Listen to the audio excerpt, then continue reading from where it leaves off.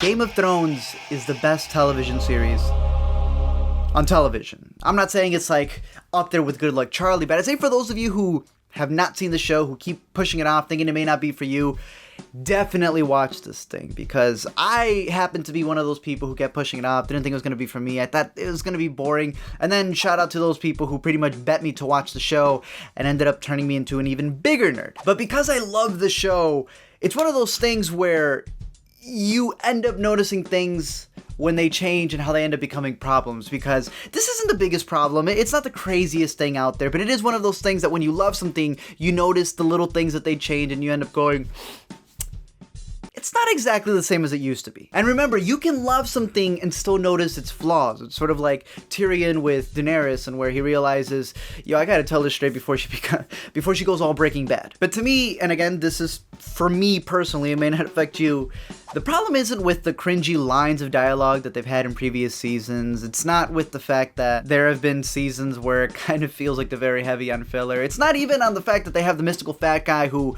is out in the middle of nowhere and still doesn't lose weight.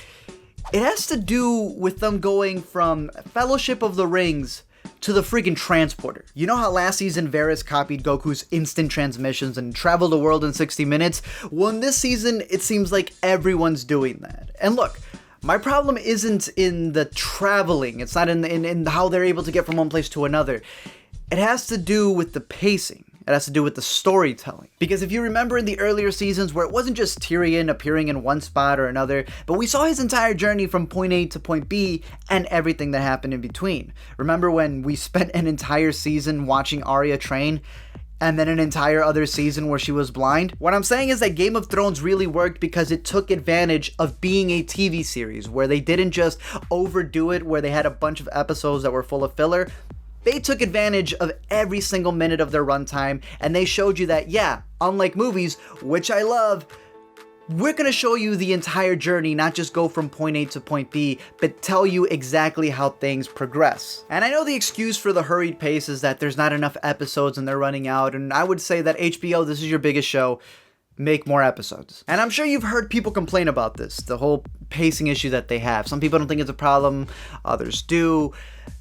But season 7, episode 6, I think kind of pushed it to another level. In that episode, you had Jon and his boys across the wall looking for that extra from AMC when they get surrounded after school in the playground. This is where Row Your Boat Gendry has to Usain Bolt it back with his Ultra Wester boost to send out a Raven.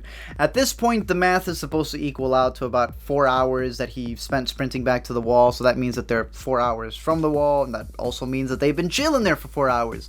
They then write up a scroll with absolutely no mistakes. They send out that Raven, which, again, I'm going to link the math down below in a post, but pretty much it would have been 4 days for the Raven to get to Daenerys. Now, I don't know how fast dragons go, but since Old Man Jorah almost got flung off one, let's say they fly as fast as a United aircraft, so they could probably go up to 500 miles per hour, but we'll cut it to a quarter because Dany's on the outside and we don't want her to fly off, which is roughly a 12-hour nonstop flight, and that pretty much would have been 5 days in total for Daenerys to get there and save them. This then would equal the 5 days that they've been chilling out there, which then coincides with 5 days that it would have taken for the water to freeze, and I guess it kind of makes sense. But the thing is, I'm not so concerned with the Ravens being able to deliver faster than Amazon Prime. I'm not even concerned with the fact that Daenerys can get here faster than my Jimmy John sandwich can, because, it's Game of Thrones. Freaking dragons exist. The problem is, like I said, the storytelling. You pretty much gave us 5 seasons where you told us, you showed us over and over again, have patience, young Padawan, and we did. And now all of a sudden, they showed it in season 6 and they've showed it now. Things are happening a lot faster and they're treating it less like a TV show and more like a movie. Does that mean it's bad? Absolutely not. The pacing that they had for the first 5 seasons and what they have now, they're both good in their own right. It's just, again, you've accustomed us to one. It kind of reminds me of How I Met Your Mother and how that was like 8 seasons where you just keep hearing about the mother. They spanned over like a decade. And then in that last season, in that last episode, the finale, you did more than meet the mother.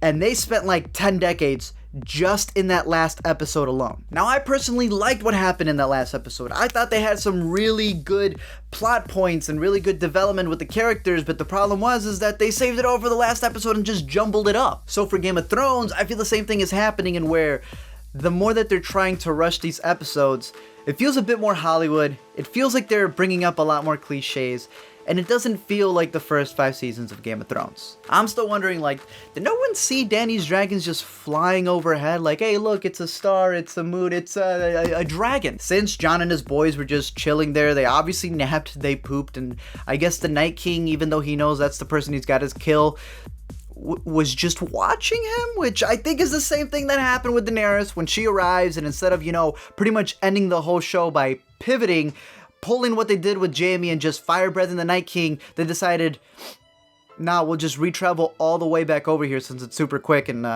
kill him in another episode. The showrunners ran out of sacrifices for the Lord of Light, so they can't even preserve their actors anymore, which is why they had to kill Benjen, even though Benjen fit on that horse is all I'm saying, just like Jack fit on the plank. I don't know, they're going routes that I still love this show. I need to repeat this so many times for those who think I'm hating. Look, the show can turn into an animation and I would still adore it, but I still gotta call it out when the pacing seems just off completely. And this is a show that, it's dealing with time travel. You have Bran, who pretty much has altered things in the past, he's probably gonna alter things in the future, and literally ever since he became the Three-Eyed Raven is when all of this pacing happened.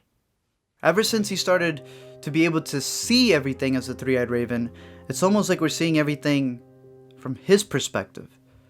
The beginning of the last episode pretty much had us looking over a map, and then all of a sudden it cut to something else, almost like someone's retelling the story. Game of Thrones always starts with an introduction, and where we specifically see aspects and places of who we're going to visit in that episode. The openings of Game of Thrones also have specific iconography and items that we've seen at the Citadel, where they have all the information that has gone on in this entire world. What if Bran is pretty much retelling all of the story of Game of Thrones and is writing it all there at the Citadel to be able to tell future generations? Nah.